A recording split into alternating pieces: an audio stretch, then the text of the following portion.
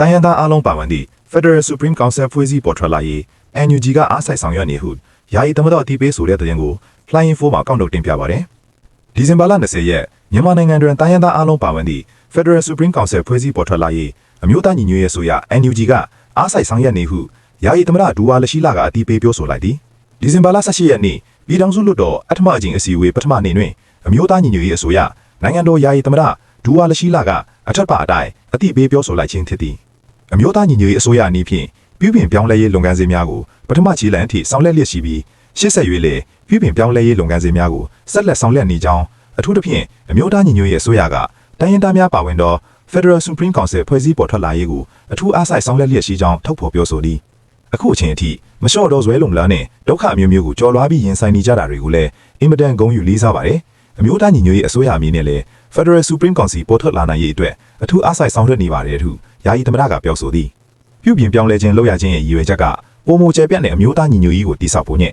အစိုးရ၏စွမ်းဆောင်ရည်ကိုကြစ်လက်ထိရောက်စေရေးအတွက်ရည်ရွယ်ထားပါတယ်ဒါအပြင်တိုင်းရင်းသားတော်လှန်ရေးအဖွဲ့အစည်းကြီးတွေနဲ့အချင်းချင်းကျဲကျဲပြန့်ပြန့်ထဲထဲဝင်ဝင်ပူးပေါင်းဖို့အတွက်ရည်ရွယ်ချက်ရှိပါတယ်ဒီလိုရည်ရွယ်ချက်တွေအပြင်လက်ရှိတွေ့ကြုံဖြတ်သန်းခဲ့ပြီးဖြစ်တဲ့တော်လှန်ရေးကာလမှာပြည်သူ့သဘောထားနဲ့အညီပြုပြင်ပြောင်းလဲတဲ့အစိုးရအဖွဲ့ရဲ့ပြုပြင်ပြောင်းလဲရေးလုပ်ငန်းတွေကိုလှုပ်ဆောင်ခဲ့ခြင်းလည်းဖြစ်ပါတယ်ဟုယာယီသမ္မတကပြောဆိုသည် NUG အစိုးရအဖွဲ့ပြုပြင်ပြောင်းလဲရေးနဲ့ပတ်သက်ပြီးဝေဖန်မှုများအားမလိုအားမရဖြစ်မှုများရှိနေတော့တဲ့ပကတိအခြေအနေအတိုင်းလှုပ်ဆောင်ရခြင်းဖြစ်၍အကန့်အသတ်များရှိနေကြောင်းတို့ရာတွင်ပြုပြင်ပြောင်းလဲရေးလှုပ်ဆောင်ရတွင်တော်လှန်ရေးမူလရည်ရွယ်ချက်မှသွေးဖယ်မသွားရေးလှုပ်ဆောင်ခဲ့ရကြောင်းသမ္မတကပြောဆိုသည်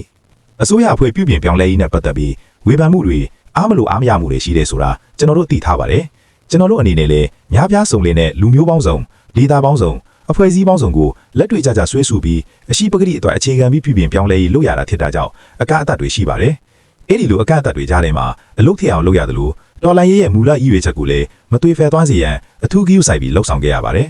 လက်ရှိပြုပြင်ပြောင်းလဲရေးဟာအစုအဖွဲ့အားလုံးရဲ့စိတ်ကြိုက်ကောဖြစ်ချင်မှဖြစ်ပါလိမ့်မယ်နိုင်ငံမှာအားလုံးဆန္ဒနဲ့တထက်သေးကြတယ်ဆိုတာမျိုးရှိခဲ့ပါတယ်အများစုရဲ့ဆန္ဒနဲ့စစ်မှန်တဲ့ပြည်သူလူထုရဲ့ဆန္ဒနဲ့အနည်းဆုံးထိဖို့သာအရေးကြီးဆုံးဖြစ်တယ်လို့ယူဆပါတယ်ဘယ်လိုပဲဖြစ်ဖြစ်ကျွန်တော်တို့အနေနဲ့ပြုပြင်ပြောင်းလဲရေးလုပ်ငန်းစဉ်ကိုလူထုရဲ့ထောက်ခံမှုထပ်မံရရှိအောင်အလုံးနဲ့တက်တည်ပြနိုင်ဖို့စ조사သွားမှာဖြစ်ကြောင်းပြောကြားလိုပါတယ်ဟုသမ္မတကရှင်းပြသည်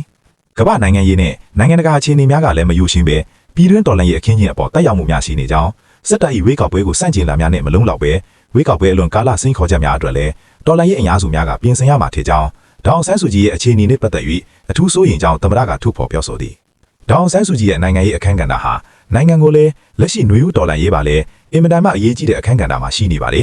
ေဒေါအောင်ဆန်းစုကြည်နဲ့လူထုခေါင်းဆောင်တွေနိုင်ငံရေးအကျဉ်းသားတွေအားလုံးလွတ်မြောက်ဖို့အတွက်ကျွန်တော်တို့အနေနဲ့နိုင်ငံတော်ကိုဆက်လက်အကူအညီတွေတောင်းကြဖို့တိုက်တွန်းလိုပါတယ်အမျိုးသားညီညွတ်ရေးအစိုးရအနေနဲ့လည်းနိုင်ငံတကာအတိုင်းအဝန်မှာဒီကိစ္စကိုအမြဲတမ်းတိုက်တွန်းပြောဆိုနှိုးဆော်တာရှိပါတယ်ဒေါအောင်ဆန်းစုကြည်ကိုအကြမ်းဖက်စစ်ကောင်တွေရဲ့ဖမ်းဆီးချုပ်နှောင်ထားမှုကနေအမြန်ဆုံးလွတ်မြောက်ဖို့ကျွန်တော်တို့အားလုံးမှာတာဝန်ရှိပါတယ်ပြည်တွင်းကတော့နိုင်ငံတကာကတော့ပုံစံမျိုးစုံနဲ့တိုက်တွန်းနှိုးဆော်တာတွေလှုပ်ဆောင်ကြဖို့လေးနံစွာတိုက်တွန်းပြောကြားလိုပါတယ်ဟုယာယီသမ္မတကထုတ်ဖော်ပြောဆိုထားပါတယ်ပြည်သူ့ပါတီတင်ကန်းကျွင်းကိုယ်စားလှယ်လောင်းဦးလွင်မင်းကိုရဲကအမှုဖွင့်ဆိုတဲ့သတင်းကိုလှိုင်းအင်ဖိုမှအကောင့်တို့တင်ပြပါတယ်ဒီဇင်ဘာလ20ရက်ပြည်သူ့ပါတီတင်ကန်းကျွင်းမြို့နယ်ပြည်သူ့လွှတ်တော်ကိုယ်စားလှယ်လောင်းဦးလွင်မင်းကိုတင်ကန်းကျွင်းမြို့နယ်တရားရုံးမှာဒီဇင်ဘာ18ရက်နေ့ပိုင်းကရဲကအမှုဖွင့်လိုက်တယ်လို့သိရပါတယ်ဦးလွင်မင်းကိုဒီဇင်ဘာ18ရက်နေ့ည9:00နာရီခွဲလောက်ကရဲတပ်ဖွဲ့ကသူ့ရဲ့နေအိမ်ကနေလာရောက်ခေါ်ဆောင်သွားပြီးမြို့နယ်ရဲစခန်းမှာစစ်ဆေးမှုတွေပြုလုပ်ခဲ့ကညတနာရီလောက်မှာအိမ်ကိုပြန်ပို့တယ်လို့သိရပါတယ်ရဲကစစ်ဆေးရမှာဦးလင်းမင်းအနေနဲ့ NUG ကိုအားပေးထောက်ခံခဲ့တာရှိမရှိနဲ့ဆက်နွယ်ခြင်းရှိမရှိကိုအဓိကစစ်ဆေးတာဖြစ်ပြီးဦးလင်းမင်းရဲ့ဖုန်းကိုလည်း CID ကိုပို့ပြီးဆက်လက်စစ်ဆေးဖို့တင်ယူထားလိုက်ပါတယ်နောက်နေ့မနက်မှာတော့တင်ကန်းကျွန်းမြို့နယ်တရားရုံးမှာရဲကရွေးကောက်ပွဲနည်းဥပဒေပုံမှာ58ခဝိတ်ကားနဲ့တရားစွဲခဲ့တာဖြစ်ပါတယ်ဒီအတွက်ဦးလင်းမင်းကိုအာမခံနဲ့ပြန်ရွေးထုတ်ရမှာလူ2ယောက်လိုအပ်နေတာကြောင့်တခြားလွှတ်တော်ကိုယ်စားလှယ်2ဦးကအာမခံပေးခဲ့တယ်လို့သိရပါတယ်ရွေးကောက်ပွဲနည်းဥပဒေပုံမှာ